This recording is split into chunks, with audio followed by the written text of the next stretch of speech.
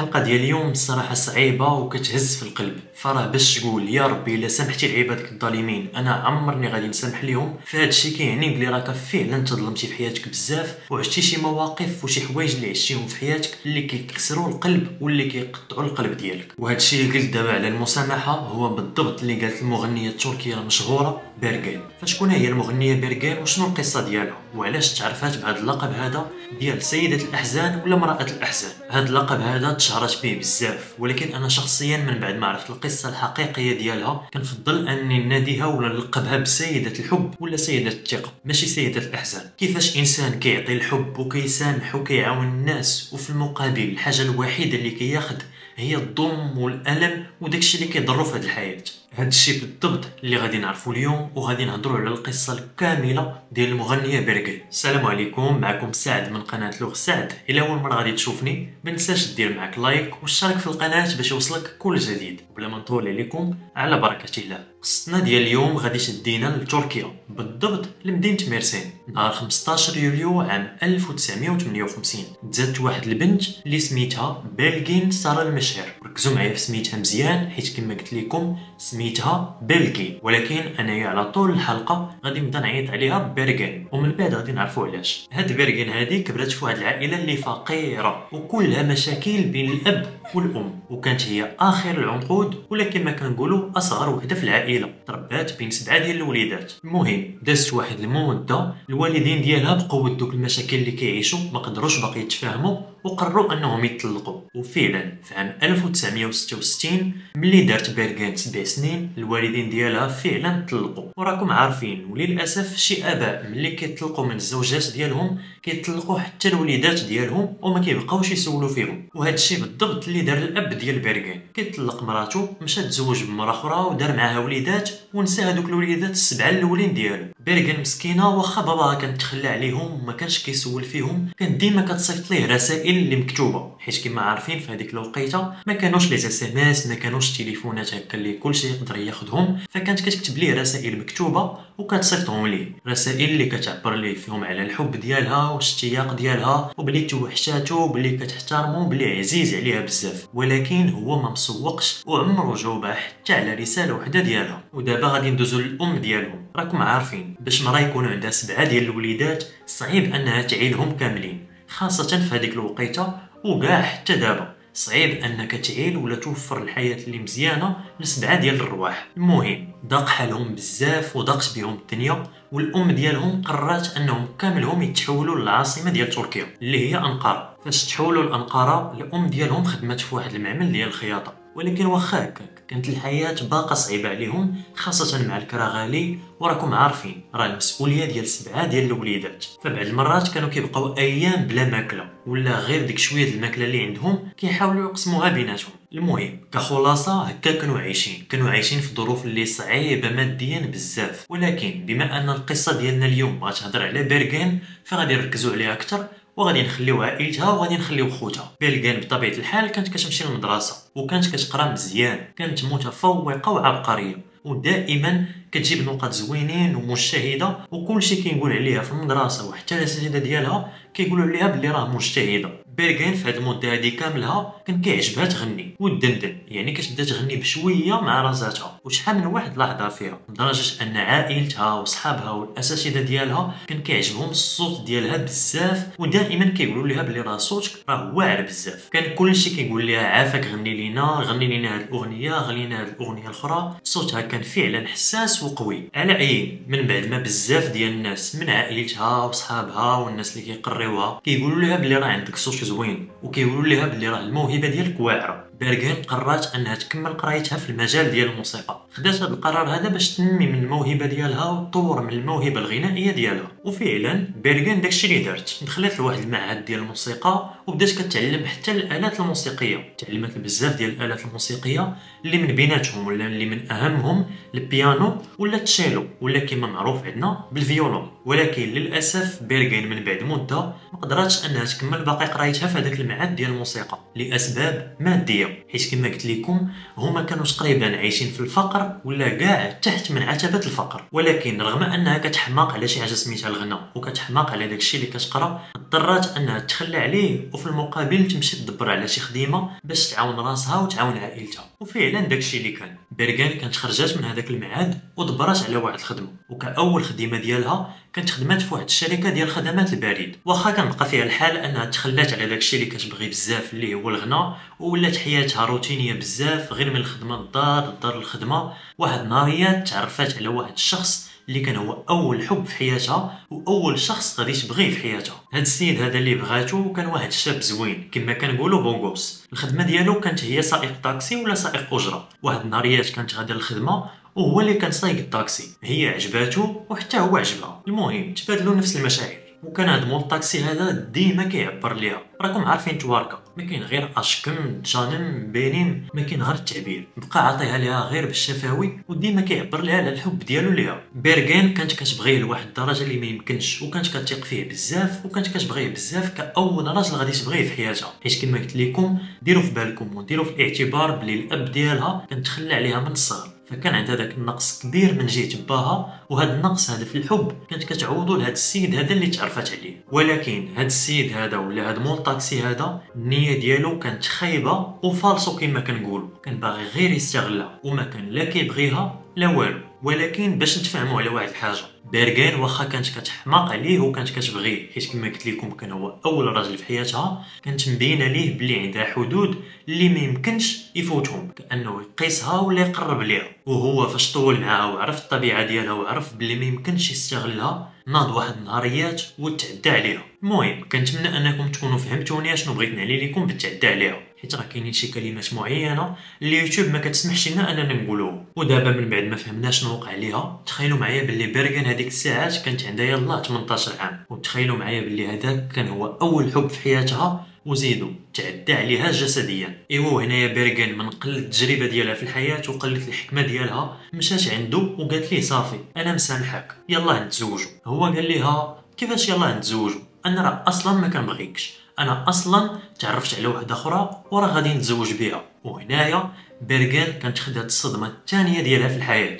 الصدمه الاولى ديالها ان الاب ديالهم كان تخلى عليهم ملي وهي صغيره، وهاد الصدمه هذه عاوتاني ديال اول شخص كتبغيه في حياتها كيغدرها وكيطعن الثقه ديالها وكيتعدى عليها. على اي داز واحد المده وبيرغان بدات كتحاول تخطى هادشي اللي وقع ليها مع هاد مول الطاكسي هذا، بدات كتحاول تركز على حياتها وتمشي في حياتها ترونكيل. وتزوجات بواحد السيد من عائلتها اللي ما كتبغيش، وغير امها اللي كانت كتقول لها تزوجي به ولا بالاحرى بززاتو عليها. وفعلا داكشي اللي كان، بيرغان تزوجات بهذا السيد هذا اللي من عائلتها اللي بززاتو عليها الام ديالها، وولدات معاه بنيوته. دابا غادي نمشيو لعام 1979. واحد النهاريات بيرغان كانت خرجت هي وصحاباتها ومشاو لواحد الغيستو، مشاو لهداك الغيستو باش يستمتعوا بوقيته مع بعضياتهم ويضحكوا وينشطوا. وفي هذاك الريستو نقدروا نقولوا باللي فيه حتى بار وكانوا فيه مغنيين. وفي هذيك الجليسه مع صحاباتها بقاو عليها نوضي تغني راه صوتك زوين، غير زعما سيري للمنصه وقولوا لهم راه بغيت نغني.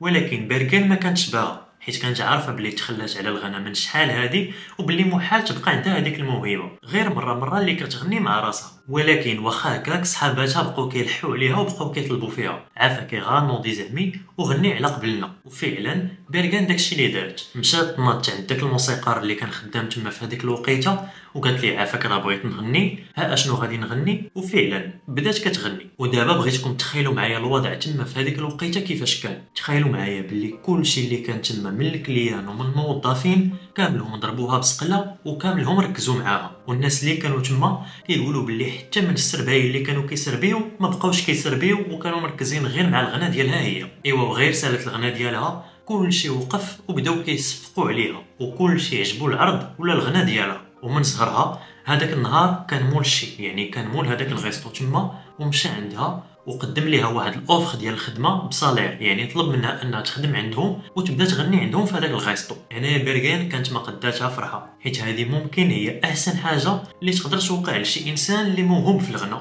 ويلاه بادي في المجال ديال الغنى. وبمعنى اخر الخدمه ديالك هي الموهبه ديالك، يعني غادي تبدا تخدم وتخلص على شي حاجه اللي انت اصلا كتبغيها. وفعلا بيرغان قبلات الخدمه معاهم وبدات معاهم الخدمه. وواحد النقطه اللي بغيت نشير ليها هو انه في هذه البلاصه هذه فاش بدات معاهم الخدمه تما نيت فين بدلات ولا قررت انها تبدل الاسم ديالها من الاسم الحقيقي ديالها اللي هو بيلكين اللي هو اسم تركي الاسم الشهرة اللي هو بيرغين اللي كيعود على واحد المدينه في النرويج اللي معروفه بالهدوء والطبيعه ديالها. ايوا يا سيدي هنا الحلم ديال بيرغين بدا كيتحقق وبدات كتشهر شويه بشويه وبدات كدير بلاصتها خاصه بواحد النوع ديال الموسيقى اللي معروف بارابيسك. هذا النوع هذا ديال الموسيقى ارابيسك مسمي بهذه السميه هذه حيت داخله فيه الموسيقى العربيه. هكاك علاش بعض المرات ملي كنسمعوا شي اغنيه تركيه كنحسوا باللي فيها شي موسيقى ولا الحان عربيه. على اي من جهه بيرغين كان عاجب هذاك الشيء اللي كدير وبدات كتشهر شويه بشويه، ولكن من جهه اخرى كانت كتعيش مشاكل كثيره مع راجلها اللي ما كانش كيبغي داكشي اللي كدير ولا ما كانش كيبغي كونها انها مغنيه. ومن بعد 4 سنين من الزواج اللي عامر بالصداع والمشاكل بيرغين قررت انها تطلق من هذا السيد هذا. وهنايا من مورا ما طلقات بيرغين غادي تعيش صدمه اخرى لان راجلها خدا ليها البنت ديالها وناض هاجر لهولندا. كانت حزنات بزاف واكتئبات بزاف على الفراق ديال بنتها حيت راكم عارفين ماشي شي حاجه اللي ساهله، راه الكبده ديالها هذيك وكلشي كنعرفها باللي عزيز عليها بنتها بزاف. ولكن واخا هكاك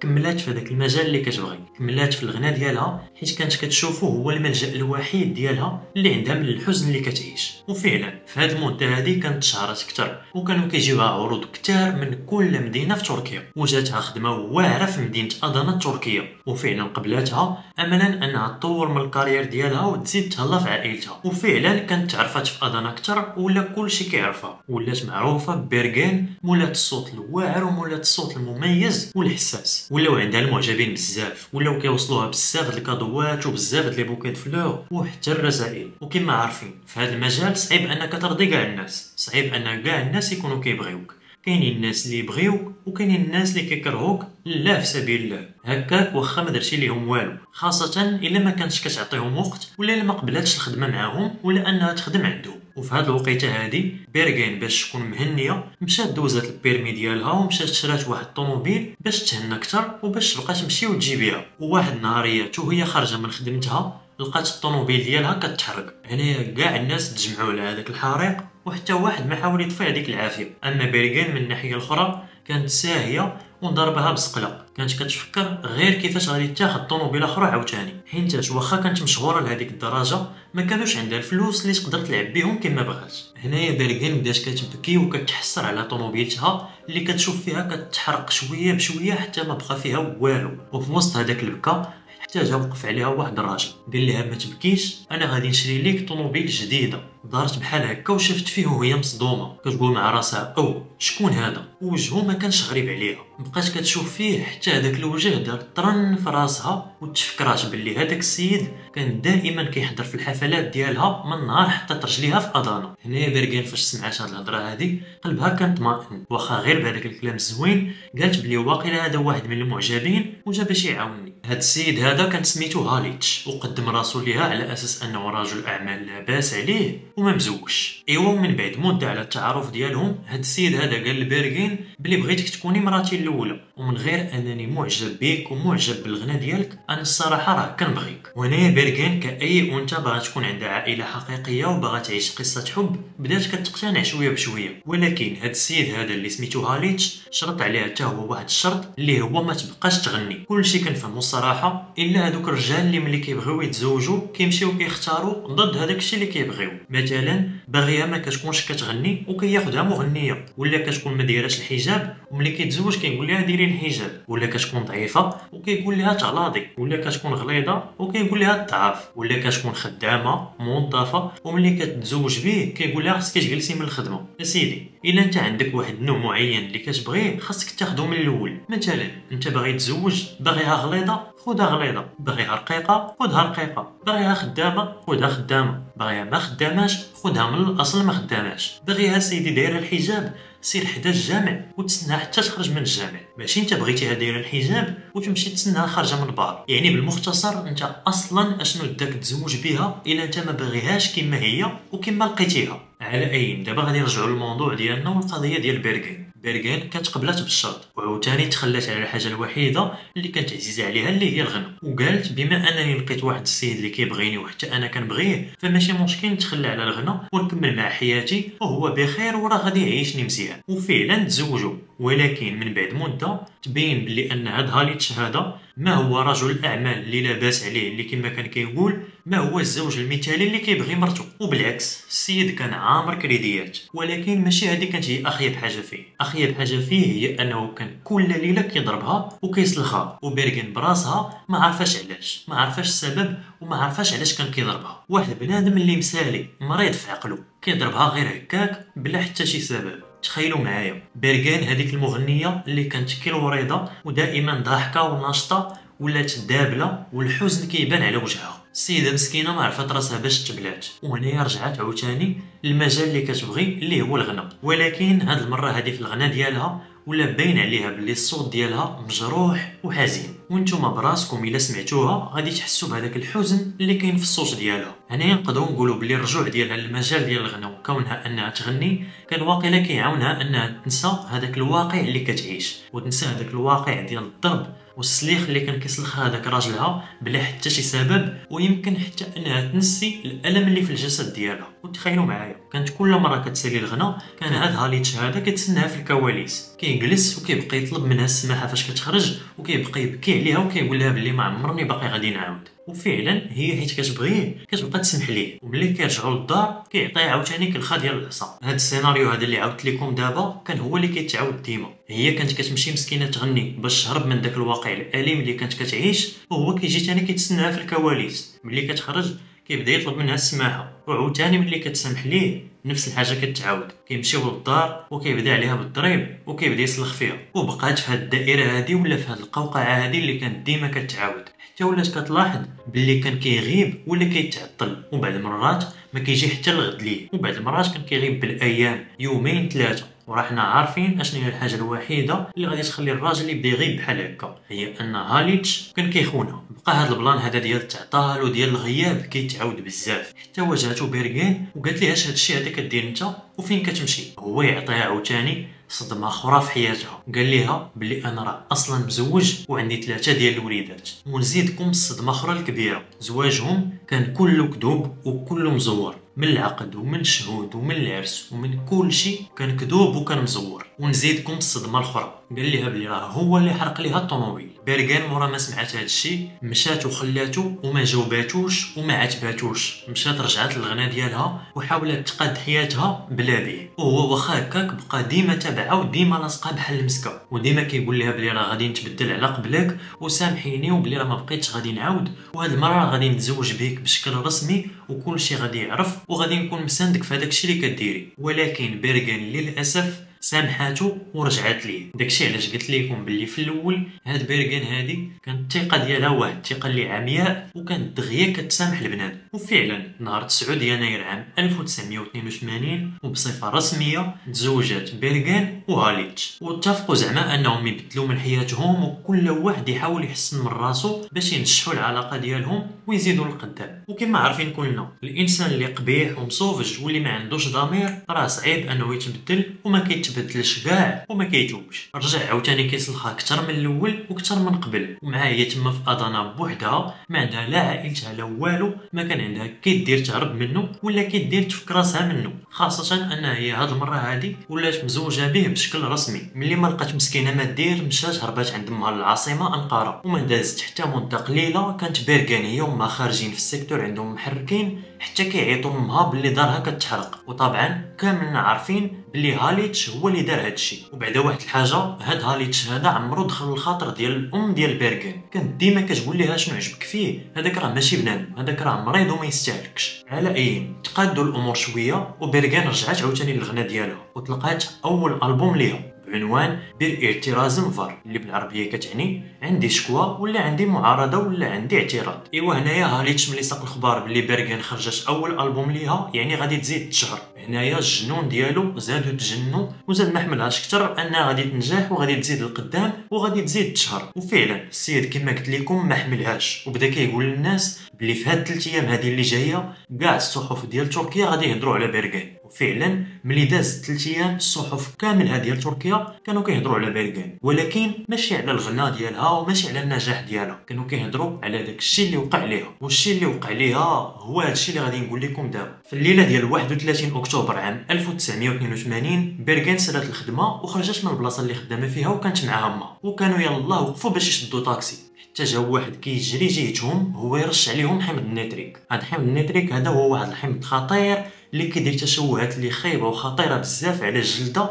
وكيذوبها. هنا بيرغان مسكينه هي والام ديالها بداو كيغوتوا على حر جهدهم حيت داكشي كيحرق، خاصة بيرغان اللي تخوى ليها داكشي على وجهها. بيرغان للاسف هذيك الليله تعرضت للحروق من الدرجه الثالثه وحتى عينيها اليمنيه تحرقات كامله. الام حتى هي كانت تحرقات ولكن ماشي بنفس الخطوره، حيت اصلا هذاك اللي دار هذيك الفعله كان مستهدف بيرغان بالضبط، والام كانت غادا ضحيه في وسط الطريق. وكما قال هاليتش الصحف كامله ديال تركيا غادي يدويو عليها، وفعلا كاع الصحف التركيه هضروا عليها باللي بيرغان تحولت من هذيك المغنيه اللي زوينه لواحد الانسانه اللي ولا وجهها مشوه. وبلا ما نعاود لكم على المشاعر ديال بيرغان اللي زادت كحالت الدنيا في عينيها، وهذاك الحزن اللي كان في قلبها زاد كبر. سمحات في الغنى وبقات في بزاف ديال الناس اللي حاولوا يعاونوها ويعطيوها دعم نفسي، ولكن واخا هكاك بيرغان ما قدراتش تصالح مع هذاك التشوه اللي ولا عندها. واخا وقفوا معها بزاف ديال الاطباء وداروا لها بزاف ديال عمليات تجميل فابور، ولكن للاسف العين اليمنيه ديالها كانت مشات كاملها. من بعد ما ولات بيرغان شويه مشات عند البوليس وديكلارات بهاليتش واتهمته مباشره حيت هو اللي كان ديما كيهددها، وشدوه البوليس وفعلا اعترف باللي هو اللي خلص شي واحد باش يدير ليها هكاك ويخسر ليها وجهها، وحكموا عليه ب 12 عام ديال الحبس. وهو كيدوز في هذيك المده السجنيه وفي هذيك العقوبه السجنيه ديالو بيرغان كانت دفعت الطلاق وفعلا كانت طلقات منه. هنايا بيرغان من ناحيه المظهر وجسديا كانت برات، ولكن النفسيه ديالها تحطمات. السيده ما بقاتش كاع باغا تغني، او بالاحرى ما بقاتش باغا تلاقى بالناس، باقا ما تقبلات حالتها وباللي فقدات العين اليمنيه ديالها كاملها ولا كيبان ليها راسها خايبه وناقصه بزاف. ولكن من بعد مده عائلتها وصحاباتها والناس اللي عزازه عليهم بصح كانوا كيشجعوها دائما انها ترجع تغني، حيت عارفينها باللي فعلا كتبغي الغنى وباللي هو الملجأ الوحيد ليها. وفعلا اقتنعات ورجعت بدات كتغني، ولكن بدلات الستيل ديالها ولات كتغطي عينيها وكتحط عليها شعرها، وبعض المرات كانت كتلبس حتى نظاظر ديال الشمس باش كتغطي التشوه اللي عندها في عينيها. وتخيلوا معايا باللي مورا هادشي اللي وقع ليها ولاو كيجيوها عروض بمبالغ خياليه وتزادت الشهره ديالها. وجاها عرض على فيلم اللي كيدوي على قصتها اللي سماوه بامرأة الأحزان، وحتى هي خرجت ألبوم جديد اللي سماتو بامرأة الأحزان. ومن هنايا بالضبط فاش ولات بيرغان مشهوره باسم امرأة الأحزان ولا سيدة الأحزان. بيرغان مورا هذاك الشيء اللي وقع ليها وليتي كتسمع في صوتها هذاك الانين والحزن والاحاسيس ديالها كانوا كيوصلوا مباشره للناس اللي كانوا كيسمعوها. حيت بغيتكم تخيلوا معايا باللي كاينين بزاف ديال المغنيين اللي كيهضروا على الاحزان والالم الى اخره، ولكن الفرق في بيرغان هو ان ملي كانت كتغني على شي حزن كانت فعلا عاشته وكتحس به، فهذاك الاحساس ديالها كان كيوصل للناس بطريقه مثاليه. وخاصه في هذيك الاغنيه اللي قلت لكم في الديبار ديال الفيديو باللي هي كانت غناتها، اللي كتقول فيها بلي يا ربي الا سامحتي لعبادك الظالمين فانا ما يمكنش نسامح ليهم. Tanrım kötü kullarını sen affetsen ben affetmem. Bütün zalim olanları sen affetsen ben affetmem. المهم دازو سنوات وبيرغان بقات من نجاح لنجاح وبدات غادو كتشهر كتار وكتر، وخدات جائزة أفضل مغنية للأرابيسك عام 1986. وفي عام 1987 كانت في واحد الحفلة بحال ديما كتغني، هو يتلاح عليها واحد المصور هو يضربها بجنوية في رجليها، ولكن هاد المرة في البلاصة عاونوها وعندها الزهر ما وقعتش ليها شي حاجة خايبة. وكما غادي تكونوا شكيتو حتى نتوما كاع الناس وكاع المعجبين ديالها شكوا عاوتاني في هاليتش وقالوا بلي غالبا غادي يكون هو اللي من وسط الحبس صيفط ليها شي واحد باش يقتلها. ومن بعد هذيك الضجه اللي ناضت بيرغان جاوبات الناس وقالت لهم بلي محالش يكون هو حيت هو راه كاين في الحبس. ومن بعد 6 سنين خرج هاليتش من الحبس حيت عنده حسن السيره وحسن السلوك في وسط الحبس. وملي خرج من الحبس مشى عاوتاني ديريكت عند بيرغان، ولكن هاد المره مشى كيطلب فيها وكيزوق فيها وكيقول لها بلي راني ندمان على داكشي اللي درت وبلي راني غادي نتبدل. وكما عارفين نفس الديسك اللي كيقول ديما. وحنايا دابا غالبا غنكونوا متاكدين باللي بيرغان مستحيل تسمح ليه ولا ترجع ليه هاد المره هادي، ولكن بيرغان كان عندها راي اخر، قبلات الاعتذار ديالو وسمحت ليه بعذر انها توحشاتو وباقا كتبغيه. هنايا بيرغان صدمات كاع الناس، عائلتها، صحاباتها، كاع الناس كانوا ضدها. والله يهديك، ديري عقلك في راسك، راه هاليتش ما كيستاهلكش وراه ما كيبغيكش، راه ودي يسبب ليك عاهه دائمه. ولكن هادوك الناس كانوا بحال الا كيخويو الماء في الرمله ولا كيخويو الماء على القرعه كما كنقولوا. بيرغان كانت سمحات ليه، واخا هذاك الشيء اللي قالت في الاغنيه ديالها باللي عمرها غادي تسامح، فعلا سامحات ليه ونسات، وعاوتاني رجعت ليه وتخلات على الغنى على ودو، ومشاو سافروا لواحد المدينه في تركيا سميتها ميرسين، وعاوتاني بداو كيتصوروا، كدير تصور معاه وكتبارطاجيهم مع الصحافه، زعما شوفوني راه وليت ترونكيل ورجعت معاه في الحياه الطبيعيه وراني كنبغيه وكيبغيني وراه مهلي فيا. ايوا ومن بعد ثاني هذيك المده القصيره رجعوا عاوتاني لنفس الاسطوانه، عاوتاني العنف الجسدي واللفظي. وهاد المره هادي عاوتاني بيرغان عيات من داكشي وطلبات الطلاق، ولكن هو ما بغاش. الصراحه انا عييت بلاصتها، ما عرفتش كيفاش كانت كتقبل انها ترجع ليه باقي، وتا هو ما فهمتوش الصراحه علاش ما بغيهاش وعلاش ما كيحملهاش. انت ملي ما كتحملهاش عطيها اتساع، واش انت باغيها تحطها في الدار باش تبقى تسلخ فيها؟ ملي ما باغيهاش ما تبقاش تمشي تطلب منها السماح. ايوا كيف العاده عاوتاني خلاتو مشات رجعات عند امها وخرجات البوم جديد وسماتو بسنوات لا تغفر. وفي هذا الاثناء بقى هاليتش كيطلب ويرغب فيها باش ترجع ليه، ولكن هاد المره بيرغان دارت عقلها في راسها ورفضات انها ترجع ليه. وملي هاليتش ما لقى معاها حتى شي حل ولا ديما كيهددها ولا ديما كيصيفط لها رسائل كاملها تهديد، بيرغان صافي ما بقاتش كتسوق ولفات بهذاك التهديد ديالو وما بقاتش كتسوق ليه. ودابا غادي ندوزو 14 غشت عام 1989. بيرغان كانت حاضره لواحد الحفله ديالها في ادانا، وملي سالات هذيك الحفله تلاقات مع امها وركبوا عاوتاني في الطوموبيل باش يمشيو يسافروا لميرسين. وفاش كانوا غاديين في الطريق وشادين الطريق لاحظوا بلي شي طوموبيل كانت تابعاهم، وفاش حققوا في هذيك الطوموبيل لقاوها بلي راها ديال هاليتش وكان معاه حتى شي واحد اخر. هنايا بيرغان كان برد ليها الماء في الركابي وتخلعت بزاف واتصلت بالبوليس وقالت لهم بلي راه الطليق ديالي سميتو هاليتش وراه ديما كيهددني وديما كيخلعني وراه هاد المره هادي راه تابعني بالطوموبيل. البوليس قالوا ليها بلا ما تخافي وبلا ما تخلعي راه غادي نصيفطوا لك الحمايه. وصافي مشات كملات الطريق هي وامها، ومع ديك الربعه ديال الصباح وصلوا لواحد القهوه وجلسوا باش يرتاحوا فيها ويشربوا فيها قهوه. ولكن اللي ما كانتش عارفه هو ان هاليتش كان باقي تابعهم. نزل من الطوموبيل ومشى لعندهم وبدا كيهضر معاها عادي، بدا كيطلب منها السماحه وبدا كيرغب فيها. ولكن هاد المره بيرغان كما قلت لكم ما بغاتش تسمح ليه وقررت قرارها وقالت ليه بلي انا ما يمكنش باقي نرجع ليك مورا كاع داك الشيء اللي دوزتي عليا. هنا هاليتش فاش عرف بلي بيرغان صافي اقتنعات بالقرار ديالها جهل وبدا كيهدد فيها. بيرغان ما تسوقاتش ليه وقالت بلي واقيلا هادي بحال وحده من التهديدات ديالو ديال ديما، وبلي راه دوز الحبس فراه ما غاديش يزعم يدير ليها شي حاجه. وصافي مشات عند امها وجراتها من يديها قالت ليها صافي يلاه وخليه يبقى يغوت تما بوحدو. وفعلا داكشي اللي دار عطاوه بالظهر ومشاو كيتمشاو لجهه الطوموبيلتهم. هنايا هاليتش هز الفردي وتيرا 3 ديال القرطاسات على الام ديال بيرغان و6 ديال القرطاسات على بيرغان. بيرغان للاسف في هذاك النهار كانت ماتت سير بلاص، ولكن الام ديالها كانوا عتقوها. من بعد ما ماتت بيرغان العائله ديالها والسلطات دفنوها، وتخيلوا معايا بلي داروا قفص كبير على القبر ديالها. وعلاش داروا هذا القفص هذا بطبيعه الحال؟ خوفا من هاليتش، حيت هاليتش كان مشى عند واحد من خوتها وقال ليه بلي حتى العظام ديالها ما غاديش نخليهم يتهناو. وحتى بيرغان كان موالف كيقول ليها بلي ما غاديش نخليك واخا تكوني في القبر. هاليتش من مور هذه الجريمه هذه اللي دار مشى هرب لالمانيا،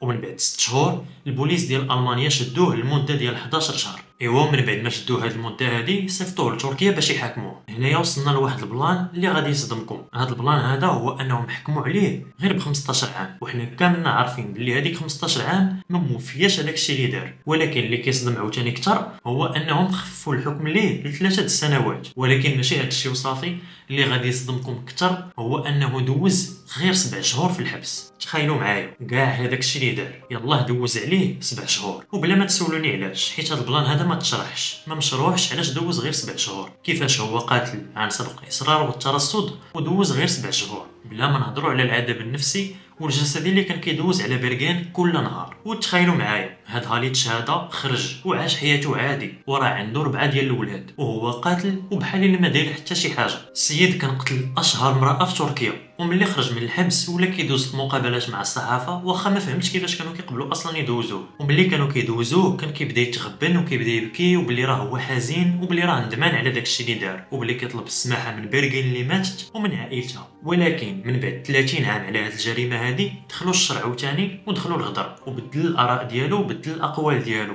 وبدا كيقول بلي راه ما ندمانش على داكشي اللي دار وبلي عمرو غادي يندم عليه وبلي عنده الاسباب ديالو. وكيقول لهم شوفوا انا راه ضد نقتلوا العيالات، ولكن انا قتلتها على وديت الشرف.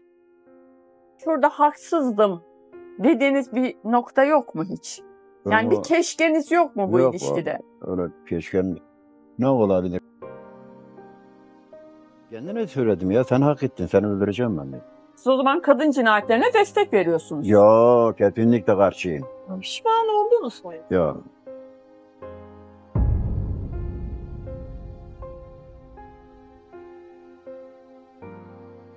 كيفاش نتايا السيده مشهوره وناجحه وغادي تجي تخونك وكلشي عارف بلي كانت ديما كترجع ليك واخا كاع داكشي اللي كنتي كدوز عليها غير حيتاش كتبغيك، والا داكشي اللي درتي كان فعلا على شرف فكنتي تخليها ماشي تبقى ديما لاصق فيها. على اي بيرغين كتمثل القصه ديال بزاف ديال النساء اللي كيتعرضوا للعنف المنزلي بدون سبب، وهي مثال للمراه اللي ما عمرها عاشت الحب الصحي ولا عرفاتو ولا تعلماتو. باها تخلى عليها، اول شخص بغاتو في حياتها تعدى عليها وتخلى عليها، تزوجات بشخص ما كتبغيش وولدات منه بنت وداها عليها وهرب بيها، واخيرا تزوجات بشخص ما كيبغيهاش ومريض نفسيا وقتلها بالدم بارد وكان كيتعدى عليها كل نهار، واخا هكاك ما خداش العقوبه اللي كيستحق. ومن بعد ما ماتت بيرغين تم الاصدار ديال بزاف ديال الالبومات ديالها بحال شبابي الراحل، معاناه الفقير تنتهي في القبر، وبكائي الاخير. نقطه اخيره قبل ما نكمل الفيديو ديال اليوم هو انه كاين فيلم باسم بيرغين اللي كيدوي على القصه ديالها وكاع الطاقم اللي خدموا في هذا الفيلم من الممثلين والمصورين والمخرج والمنتجين كاملهم وصلوهم تهديدات من عند هاليتش، خاصه الممثله سيريناي اللي كتمثل دور البطوله، اي كتمثل الشخصيه ديال بيرغين. وبكثرش ما كانت خايفه من التهديدات ديال هاليتش قررت انها تنسحب من الفيلم وخدات الدور ديالها واحد الممثله اخرى سميتها فرح بن عبد الله، والفيلم كاملو ما ذكروش فيه سميت هاليتش. على اي كانت هي القصه ديال اليوم اللي هي قصه واقعيه ومؤلمه، واللي نستنتجوا من القصه ولا القضيه ديال بيرغين هو اننا ما نسامحوش الناس اللي ديما كيغلطوا في حقنا،